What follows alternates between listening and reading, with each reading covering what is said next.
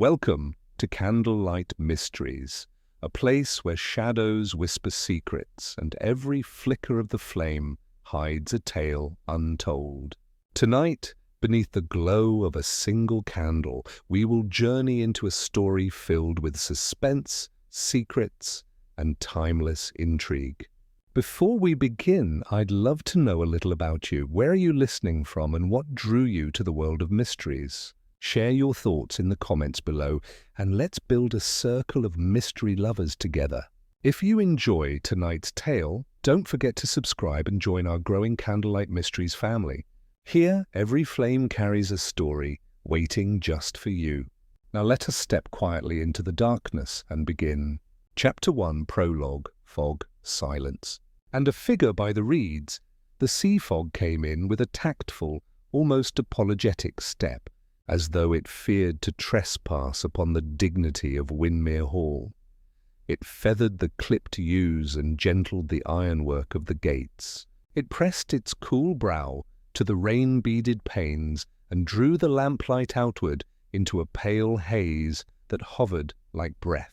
Along the cliff road, I heard the faintest whisper of waves breaking, a muted roll that made the earth feel older than any house the English ever built.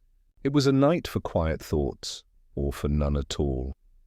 We had arrived earlier that day, Poirot and I, at the invitation of Her Grace the Duchess of Windmere, a personage whose portrait in the great hall contrived to look down upon everything with the particular kindness of a sovereign who expects obedience as a kind of devotion. Windmere Hall held itself a trifle apart from the village, a cliffside manor with a reed pond tucked into a hollow below the orchard, where the land dipped before rising again to the rugged path toward the sea. There are times, rare times, when the weather seems to place a finger upon one's lips. Silence, it says, is the noblest counsel, yet silence is a treacherous adviser. It colludes with fear. It abets guilt. Standing by the fire, I felt that peculiar hush one sometimes senses in old houses, as if the tapestries themselves possessed a memory of quarrels, reconciliations, and sudden departures.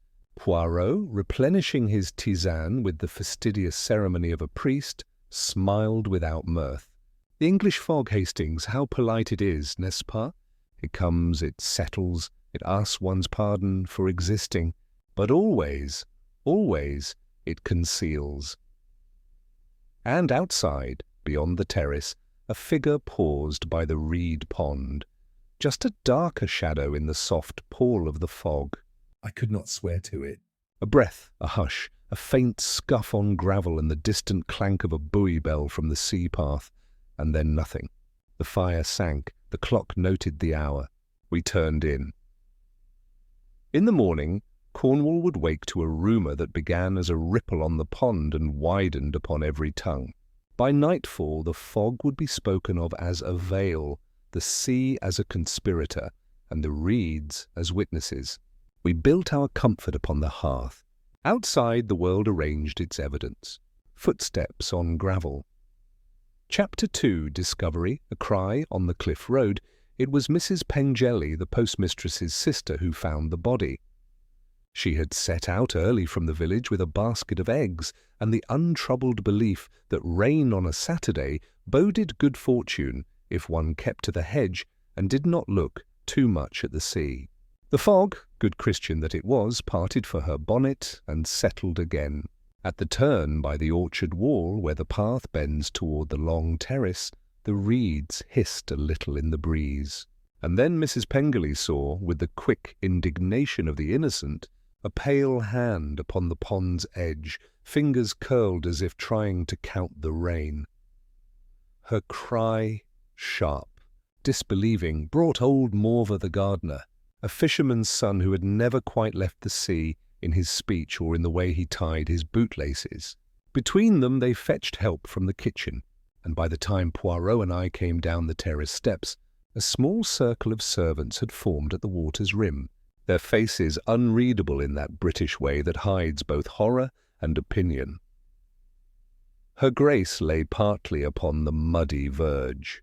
the water heavy in her evening dress, a string of pearls dull as hailstones against her throat. The reeds, those quiet gossips, had flattened where some effort had dragged her shoreward. Mrs. Pengerley crossed herself, remembering too late that such gestures are not generally performed in Windmere's parish church. Morva whispered, "Poor lady," and no more. Poirot's first remark was to his moustaches. He consulted them with a tilt of his head. They were at their best in the damp, shining with a small self-respect. "How inconvenient," he murmured. "One invites two gentlemen for the weekend, and one forgets to remain alive." I stared at him. "Poirot!" He made a little gesture. "But yes, mon ami, forgive me. Death, when it arrives unannounced, is always the worst guest. It drinks the good brandy and leaves the decanter empty." He knelt with care, one would have thought it a sacrament, and examined the slim white hands, the pearls, the laces of the soaked slippers. He inhaled delicately. "There is the odour of the paraffin oil, faint, very faint, and something else. Wintergreen? A sports liniment, perhaps." He frowned at the left shoe. "The sole, observe, hardly any pond mud clinging. And the right glove, missing. Inspector Tollbridge, summoned from the little station beyond Porth Barrow, arrived with the appropriate gruffness and a police cape that made him look like a disappointed vicar. He received Poirot's civilities as a dog does a bath, resentfully, but with resignation. The Duchess, he declared, had gone out last night. No one quite knew why, and must have slipped, poor soul. "And the pearls?" Poirot asked, lifting the strand with a tenderness one does not always reserve for jewels. "Still on her." "Theft unlikely," grunted Tollbridge. "Just so," said Poirot. It was then that I saw, half hidden under a rush of brown reed blades, a tiny thing that glinted. I reached for it, a brass key, slick with pond water, and the faint green smear of verdigris at its bow. No one, I thought, drops a key at the edge of a private pond, unless the pond is not where one meant to go at all. Behind us, the sea heaved against the cliff with an old, resentful rhythm, and somewhere along the path a gull laughed rudely at human arrangements. Poirot looked at the key in my palm, and the smallest, most private smile visited his lips. The case, like the morning, had begun. Chapter 3. Lamps, knots, and a word. No Windmere Hall, seen by day, possessed a candour the night had lacked. The grimness of cliff and sea was softened by the orchard's green, and the house's long windows, half veiled by gauze curtains, suggested not arrogance, but watchfulness. In the hall, a likeness of the Duchess presided, a woman of about 60, perhaps a little more, with that unequivocal English smile that announces kindly, "But do not presume." Our introduction to the household came under the discreet management of Mrs. Laurie, the housekeeper, a small, precise woman with lips like a pinched rose and the emotional temperature of a damp napkin. We were shown the morning room, where damp shawls were encouraged not to remain on chairs, and the library, where evidence has a way of lodging in spines one never thinks to open. Poirot observed everything with his usual devoutness. "The English do not live," he once said, "they curate." Inspector Tollbridge took statements with official sobriety, and we were left to wander as the rain deepened to a persistent tapping upon the window panes. A paraffin lamp stood on a console table in the hall, newly filled. I noticed a faint scent of oil that seemed to linger beneath the more civilized notes of beeswax polish and peat smoke. We assembled our suspects in the mode that crime, like music, often composes of necessity. Aldous Cray, the estate manager, a man on the wrong side of 40 who wore conscientious tweeds and a disappointment he tried to style as principle, his hands displayed a scrupulous cleanliness that did not quite conceal the faint stains at the nail-beds, greenish, like copper, touched often. Cray's courtesy was of the sort that erects a small fence around itself. He answered questions as though exactness were a personal virtue and warmth a public risk. Viscount Julian Trevelyan, the Duchess's nephew and heir, handsome in the way the English countryside is handsome only at a distance. His mouth was a trifle weak, but his laugh was confident, as if laughter were a hereditary title. He spoke of the moors with affection and of the village with impatience. He had debts, one gathered, for which the rain could not be blamed. Miss Clara Vale, the Duchess's companion secretary, a slim young woman with steady grey eyes and a mind that made tidy parcels of the world. She loved the Duchess, I thought, in that fervent way young women sometimes devote themselves to authority kindly exercised. Her pen had copied letters, her ear had heard confidences. She looked at Poirot with candour, and at me with the precise kindness one affords an amiable retriever. Reverend Mark Prynne, vicar of St. Bride's, a scholar adrift among simple pieties, with a manner that sought dignity and found melancholy. He had come to the hall late the previous evening, by his account, to deliver a note regarding a charity fund. His cuffs had a thin line of salt upon them where the fog had beaded and dried. 5. Tom Penhaligon, the gardener and odd man, broad-shouldered, dark-haired, with hands that remembered the sea's ropes. He had the respectful silence of the Cornish poor and a startling tenderness for roses. When he spoke, his vowels tugged tides behind them. "An unfortunate accident," said Viscount Trevelyan briskly, after offering a cigarette and not noticing whether Poirot refused it. My aunt was given to nocturnal perambulations when the house weighed upon her. She liked to stand by the reeds and hear the sea. Enemy of sleep, the sea. Miss Vale had been the last to see the Duchess. She had read to her after supper from a thin book of verses by some modern. "She said the sounds of the water in the reeds were good company," Miss Vale admitted, biting her lip. I begged her not to go out. She smiled and said she would only look from the terrace. "I left her with her shawl." "Which shawl?" Poirot asked. "Describe it with the exactitude." "A moss-green shawl, cashmere, soft as the rain," she said almost poetically, and flushed as if she had committed a trespass. Cray had been in his office, he said, a small turret chamber overlooking the orchard, balancing accounts made obstinate by the weather's effect upon timber and tenants alike. "I left at 11. The light was out in her Grace's rooms. I took a turn in the passage, habit of mine, Mr. Poirot. One does not sleep immediately when one has been adding columns. And you, Reverend?" "I left a note with Mrs. Lorry for the Duchess. I had hoped," here he faltered, "to speak with her about the repair of the bell at the chapel. There has been a green rust upon the clapper, verdigris, I believe is the word, and we lack funds for proper work." "I left soon after 9. Tom Penhaligon stared at his cap. "I brought in the lamps, sir, from the west terrace. There was a blow coming up from the sea. Her Grace had a way of lighting a lamp to watch the fog." "Said it made a little island like." Poirot's eyelids lowered. "And the lamp, where did you set it, mon ami?" "On the console table in the hall." "Filled it?" "I did." "Good paraffin. You can tell by the scent." "The scent indeed," murmured Poirot. We examined the Duchess's rooms. In the dressing-room a faint perfume persisted, violets the lightest suggestion. The dressing-table displayed a careful disorder, a comb, a silver mirror, a vanity box with an oval of powder that remembered its owner's touch. On the chaise lay a glove, a right-hand glove in moss-green kid, raindrops dried upon it like an old grief. The left glove was nowhere to be found. Poirot stooped at the threshold. "Regard, Hastings, the fibres on the threshold, short reed fluff, brown. They have adhered to damp from the fog, but there is also the black smut of candle soot. To pass a candle near the floor at night, why?" I confessed my ignorance. "To see whether there are the draughts under the door, perhaps?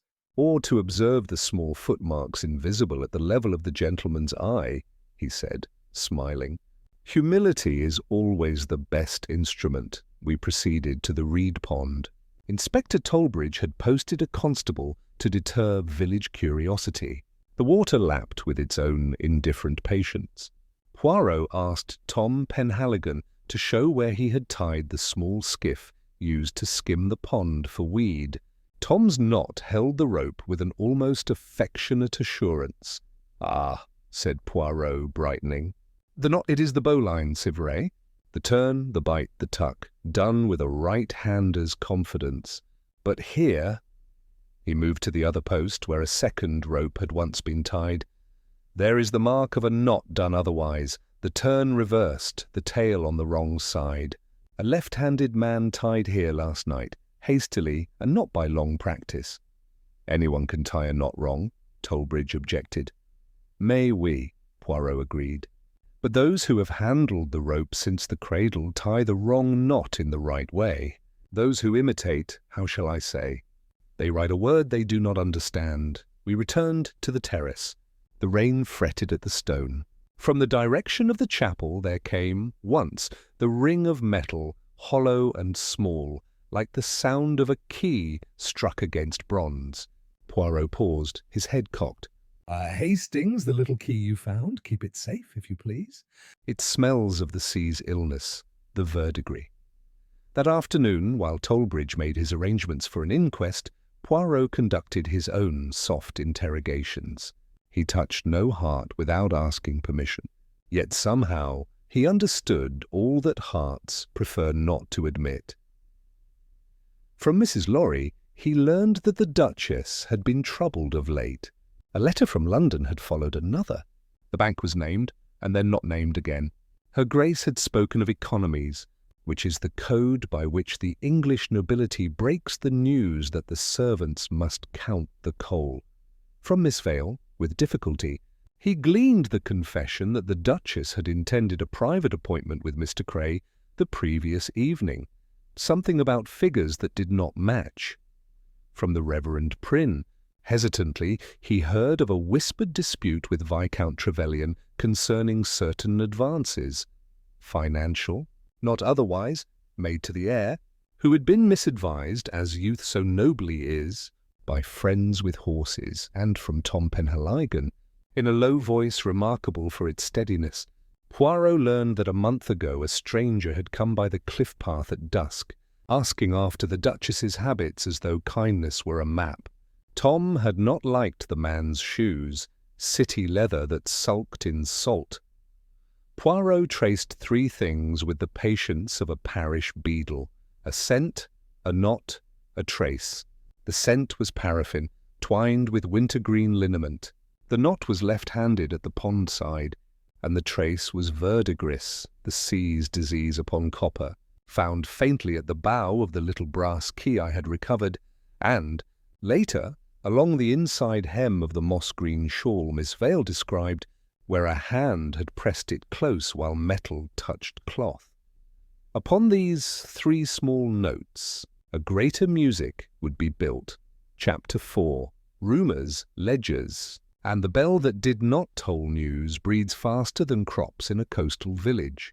By the next morning, Porthbarrow and its environs had eaten, digested, and embellished the Duchess's death until the truth, lean as it was, seemed to many an insult.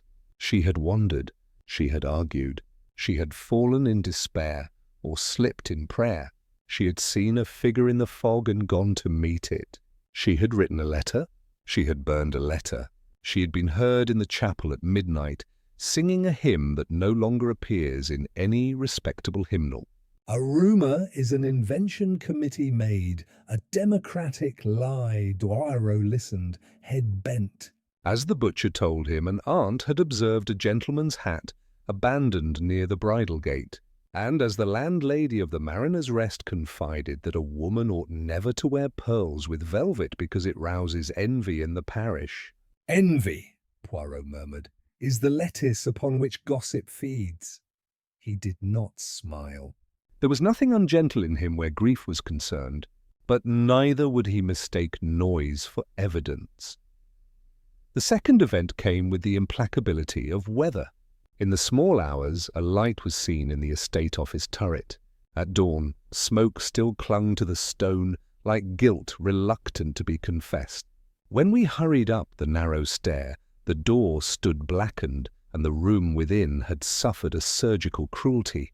Ledgers charred at the edges, some reduced to a stippled ash, a parcel of correspondence half consumed, the desktop blistered and scored. The paraffin smell, stronger now, owned the room. Inspector Tollbridge swore at the amateurishness of arsonists who think fire an argument that cannot be answered. Cray appeared visibly shaken. "My God," he said, and blessed himself in a manner that surprised me. Years of careful record ruined. Poirot's eyes, however, did not moisten. They followed a thin trail of black to the window, where the latch wore a kiss of soot, and the sill displayed scratches not made by weather. He touched the latch with a handkerchief and held it under his nose. Soot, yes. But there is also the little smell of copper made unclean, the verdigris. Why should that be? He turned to Cray. "Monsieur, this office? Had you the only key?" Cray hesitated. "Mrs. Laurie has one for emergencies. The Duchess kept a master key to the upper rooms, but I hardly think—" "The master key?" said Poirot thoughtfully. "It is very democratic, such a key. It belongs to the one who holds it at the moment of need. Hastings, the small brass key, with the green smear at the bow, consider if it might be a cousin to the master." In the village, class lines were drawn in neat furrows that the rain could not blur.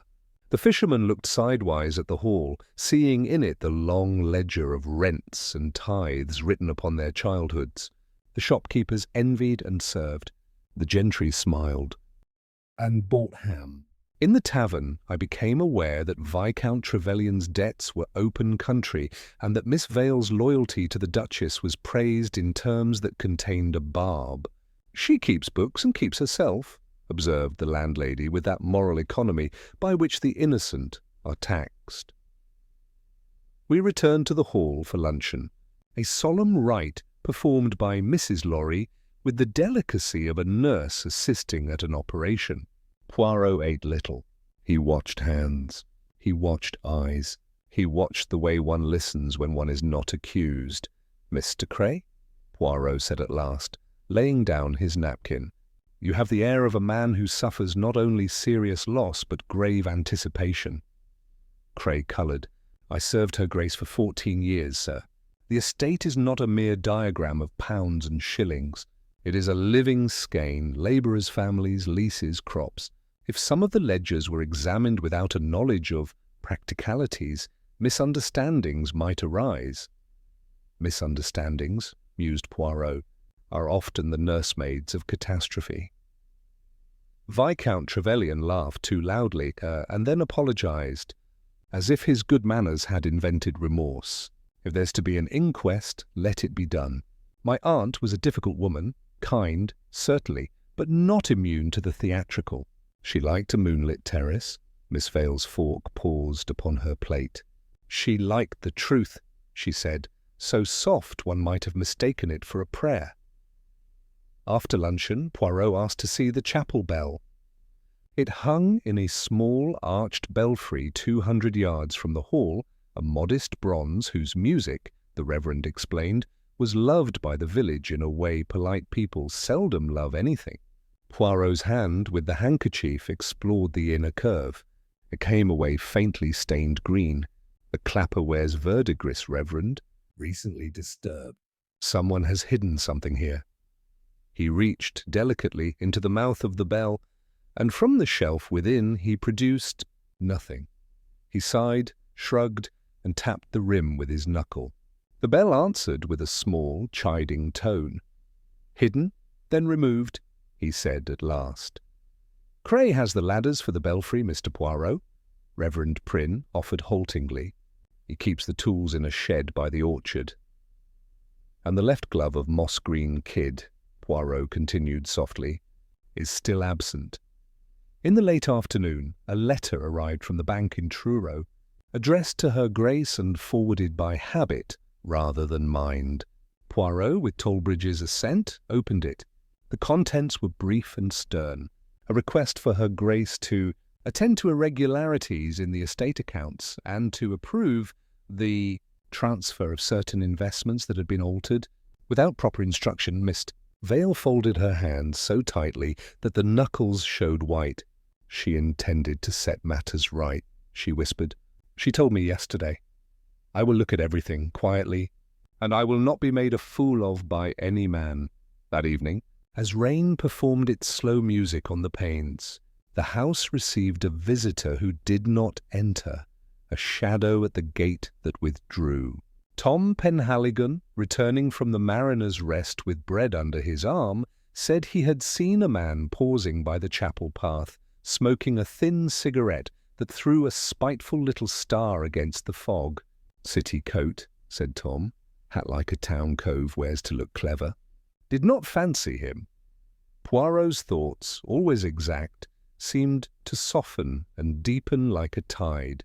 He came to the fire and warmed his hands, which is a thing he does when he is considering not facts, but people. "Hastings," he said, "in this house the moral words are fear, guilt, pride, and silence. Which of these wears a moss-green glove and hides a key in a bell?" He did not require an answer of me. He was speaking to the better angel of his own reason. We went to bed late, not sleeping. At 2 a.m, a sound woke me, a footstep upon gravel, a soft exhalation as of someone who has found something at last. Then, faintly, the tone of the chapel bell, no strike, only a tremor, as though a hand had touched metal with longing. I lay, counting the rain, until Poirot's voice came in the darkness. "Courage, Hastings. In the morning we shall have the little reunion." The next day promised a confrontation as carefully lit as a stage, and somewhere a left-handed knot waited to be untied. Chapter 5. The little grey cells ring the bell.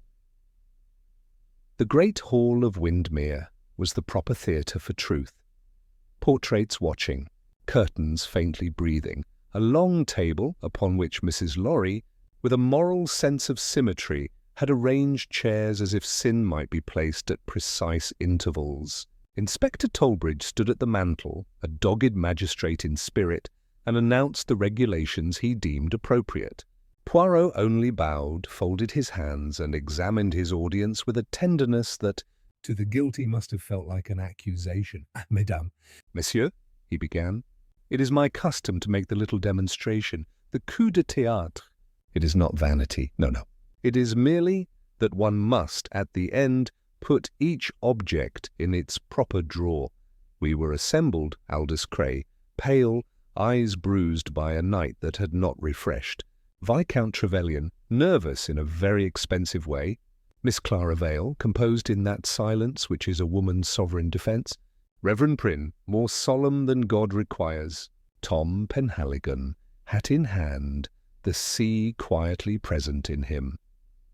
Mrs. Lorry kept to the doorway, like a punctuation mark that asserts order by presence alone. Poirot indicated the small brass key on the cloth before him. The Duchess, before her death, possessed the master key. It had upon it the kiss of the sea's disease, the verdigris. A key kept close to a bronze bell will salute its host with that little green. Someone hid this key in the chapel bell, thinking, foolishly, that no one would look for a household secret in a house of God. The Duchess died by the reed pond, but she did not go there by chance. She was taken there after. Observe, her right shoe held almost no mud, her glove of the right hand dry where it was found, the left glove still missing. She was brought by someone who sought to make of the water an alibi, and of the night a witness easily confused. In the office, he inclined his head to Cray, papers were burned, some were saved. The smell there was of paraffin and wintergreen liniment. I have smelled such a liniment before, on a gentleman with the knee that complains in wet weather. He glanced at Cray's leg. Cray's jaw hardened, then lowered in defeat. "Continue," Inspector Tollbridge grunted. The skiff at the pond was tied at 2 posts. One knot, the honest bowline of a man who has known rope since childhood. Poirot nodded to Tom. The other, a mimicry, left-handed, made by a man not of the sea but of the ledger, a man who thought that if he imitated the sea would accept his lie. Our estate manager, M. Cray, is left-handed. Subtly, he turns the pages, holds the pen. He hides it, but the rope reveals it. All eyes turn to Cray. He swallowed once. Poirot's voice softened. Her Grace discovered irregularities. She summoned Monsieur Cray after supper. There was an argument, very quiet, I think, for the English voice grows softer as the matter grows grave. She insisted upon seeing the ledgers. She took the master key. M. Cray, in panic, administered how, a small draught that would make her drowsy. Laudanum remains the friend of the cowardly. Then, to make the accident, he carried her, she was slight, to the pond, intending to drop her in and let the reeds write the simple story. He used the skiff.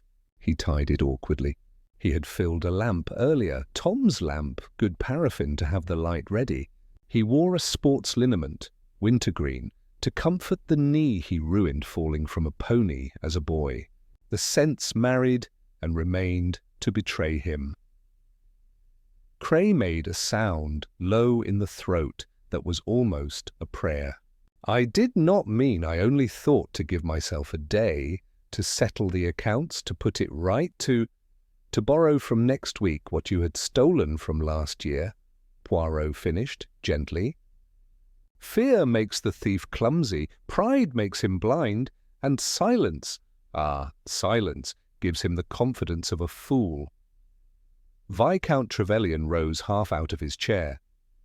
If there were irregularities, he began hotly, I knew nothing. Sit down, my lord, Tollbridge said without ceremony. Poirot lifted a finger. The left glove, Mademoiselle Vale. Miss Vale started. I don't permit, I beg. He turned to Inspector Tollbridge. In Miss Vale's desk, top left, the drawer that sticks, there is a glove of moss-green kid, damp-stained, with a smear of green. She found it at dawn, perhaps, on the path, where the murderer dropped it, and she concealed it. Why? To protect the reputation of the dead, to protect the living. She feared what the law does to doubt. A blush rose and fell. I thought Lady Windmere would not wish. She stopped. It was very brave, her stopping. You did no wrong, Poirot said, and his voice was the warmth of the fire. You loved the Duchess. You did not hinder justice. You hesitated to worsen grief, Reverend Prynne stirred. The bell was used by Monsieur Cray to hide the key. He had the ladder. He had the office. He believed in small cunning. Last night someone, Poirot looked at Tom Penhaligon, retrieved the key and brought it to me. Tom's quiet gaze did not blink. Begging pardon, sir. I heard a step. I thought best to see. When I found the key, I thought you'd know the talk of it. Poirot nodded, as if a service had been duly rendered in church. Cray's hands, clean, so clean, came together. I meant only to keep the estate from scandal. She would have ruined me, he whispered. She would have taken from me the only thing I did with honour. I've worked, monsieur. 14 years. Work does not baptize theft, Poirot said, with that sad courtesy which is very Belgian and very true. Her Grace would have done justice. You chose the melodrama of fog and water. Tollbridge stepped forward. Mr. Aldous Cray, I must ask you, one moment, Poirot interposed. His eyes had gone from Cray to the Viscount, then back, weighing sorrow. There is the matter of the second fire. It was not only panic, it was aim, to erase the evidence of loans made to our Viscount. The ledgers were not all burned because it is difficult to burn the past. It resists. Viscount Trevelyan stood, then sat again, as though the chair and his name were equal obligations. Damn you, he said, and then, with a ghost of breeding returning to its residence, I beg your pardon. Your pardon is for yourself, Poirot replied simply. Cray spoke, staring at a point beyond us all. I began with a small sum. A harvest failed. The Duchess would never notice, I thought. Then, repairs, wages, the new roofs on the cottages, the little gifts at Christmas. There is always a good reason. The Viscount, He lifted a hand toward Julian without accusation, came to me with his obligations that would have humiliated the family. I paid them. I told myself I was preserving Windmere. And then I looked one evening at my accounts and saw that I had preserved only my pride. He began to shake. She said she would call the bank. She said there was the truth and there was comfort, and she would have the first, even if it broke the second. I asked her to wait. She would not. I pushed the draft toward her, only to calm her, I told myself. Then the rest night fear. I carried her. She stirred once. God forgive me. There was a silence gentle enough to hear the rain's tentative fingers upon the glass. Mrs. Lorry, in the doorway, put a hand to her mouth and then to the locket at her throat. A small human equation of sorrow. Tollbridge did his duty. It is not a dramatic thing, duty, but it moves the world. As he concluded the necessary formalities, Poirot turned to Miss Vale. You will be kind to the servants, mademoiselle. Fear has walked among them. I will, she said, voice steady. Poirot's last glance fell upon the portrait of the Duchess. She was a just woman, he said. Justice is not a starched thing. It flexes, it breathes. But it does not lie, he turned to Cray, whose eyes had learned their lesson at last. Monsieur, pride is the thief that leaves the door ajar for fear to enter. Remember that. And take courage in the truth, even now. The scene ended not with applause, but with the small, precise sound of Inspector Tollbridge's pen. The moral balance, so delicate, so essential, settled like dust in a sun ray, and in the little pause afterward, the sea sent up one heavy sigh against the cliff, as if to say, the tide remembered what the heart forgot. Chapter 6. From the Journal of Hercule Poirot, Windmere Hall, March 1932. The English fog is like the English conscience. Mon ami, it covers, yes, but it also reveals, for he who learns to listen with the eyes. In the case of the Duchess of Windmere, there was not the brilliant jewel of an intricate device. There was the small, continuous thread of human motive, fear of disgrace, pride in one's work, and the silence that grows around both until it muffles reason. I have learned that those who steal for noble causes tell themselves the truth more softly than those who steal for greed. The sin is not less, but the tragedy is greater. Aldous Cray is not a monster. He is what happens when a man confuses his duty to others with his illusion of himself. He wished to be indispensable. He became, without noticing, dishonest. The English have a great talent for making vices look like virtues by dressing them in the correct number of buttons. Miss Clara Vale, courageous, discreet, hid a glove not to shield a murderer, but to shield the dead from the indignities of village speech. Her silence was a kindness that might have gone astray. One must admire the impulse and correct the practice. The little clues, the odour of paraffin married to wintergreen, the left-handed knot, the verdigris upon the key, were the grammar of the event. But they were not in themselves the story. The story is always the human heart, le cœur. Tells the truth even when the mouth cannot. This house will go on. The sea will complain. The reeds will whisper. The chapel bell will be cleaned and rung for harvest.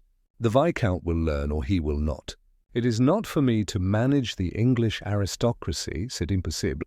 But I hope for him the moral that is also the music of this place, that pride, like fog, can be beautiful at a distance and treacherous underfoot. And so I write one last sentence and close the book. We leave tomorrow. Hastings says that the gulls are laughing at us. It is possible. The gulls know everything and forgive nothing. Yet I prefer the bell. It rings for the living and for the dead, and also for the truth, and so even silence must one day confess. Hercule Poirot, Chapter 7, Candlelight Mysteries, and that concludes tonight's mystery from Candlelight Mysteries, stories crafted in quiet homage to the golden age of detective fiction. If this tale kept you company through the rain and fog We'd love to hear from you. Share your thoughts and favorite moments below. Your reflections help shape each new case we bring to life for Poirot and beyond. By listening, leaving a like or joining our members' circle, you help keep these stories glowing gently week after week, fuel for the lamp that guides us through the dark. From all of us at Candlelight Mysteries, thank you for being here, part of a thoughtful community that believes stories can be both tender and true. Until our next evening together, when another light will bloom on the edge of night. Good night.